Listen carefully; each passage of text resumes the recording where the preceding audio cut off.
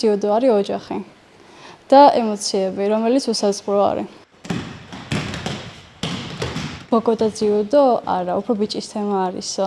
მაგრამ როდესაც გაიგეს ჩემი შედეგების შესახებ და დარწმუნდნენ, რომ კარგად გამოდის გოგოს ჯიუდო, აი აღარ არის უკვე სტერეოტიპები. მე ვარ ლიზა დავაძე, 14 წლის. დაახლოებით რაც დავდივარ ჯიუდოზე არის 3 წელი, 2021 წლიდან.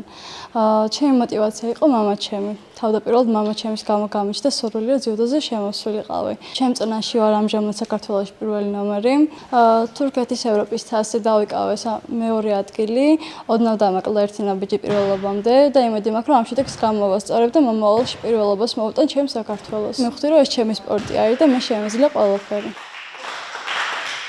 გოგოების საქმე ნამდვილად არის სპორტი და იმედი მაქვს, რომ ამ სპორტში ბევრი გოგო ჩაერთვება და არამედ ჯიუდოში, არამედ მთლიან სპორტის ინდუსტრიაში. იმედი მაქვს, რომ გოგოები ხშირად ასახელებენ ჩვენ ქვეყანას. მე ვარ ქეთი ხარაზიშვილი, 14 წლის. პირველად ვიყავი 11 წლის, როდესაც დავიწყე ჯიუდოზე სიარული. მე იმდენად მომეწონა ეს სპორტი და იმდენად საინტერესოდ მივეჩინე, რომ გადავწყვიტე, რომ მეც უნდა ყოფილიყავი ერთ-ერთი გამორჩეული სპორტსმენი ჯიუდოში.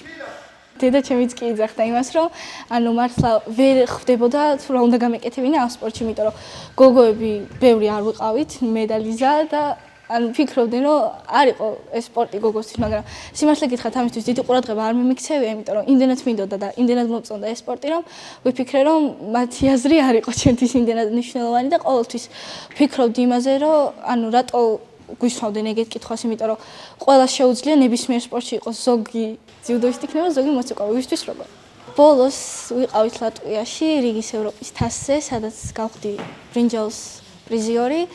მაგ შეჯიბრებას ნერვიულობდი, იმიტომ რომ უცხო ქვეყანაში ესე რომ ვთქვათ, ხშირი გასვლები არ გვაქვს, მაგრამ როდესაც ატომზე შედიხარ, უნდა იფიქრო იმაზე, რომ შენ გამარჯვებისთვის ხარ ჩამოსული და მეც ზუსტად მაგაზე ვფიქრობდი, რადგან ვიცოდი, რომ საქართველოში მელოდებოდნენ მეგობრები, ნათესავები და მათი გახარება მინდოდა. ვისაც უნდა შემოსვლა, მე ვფიქრობ, რომ ერთ იმას ვეტყვი, რომ პირველ რიგში უნდა იშრომონ. შრომას ყოველთვის აქვს შედეგი და თუ მართლა უნდათ მათ ამ სპორტში სიარული, არასდროს არ უნდა უსმინონ სხვის არს, ან თუ სურვილი აქვთ, რომ გააგრძელონ, უნდა იფიქრონ იმაზე, რომ რას ვიზავთ მომავალში და აუცილებლად იქნება ამის შემდეგ შედეგი.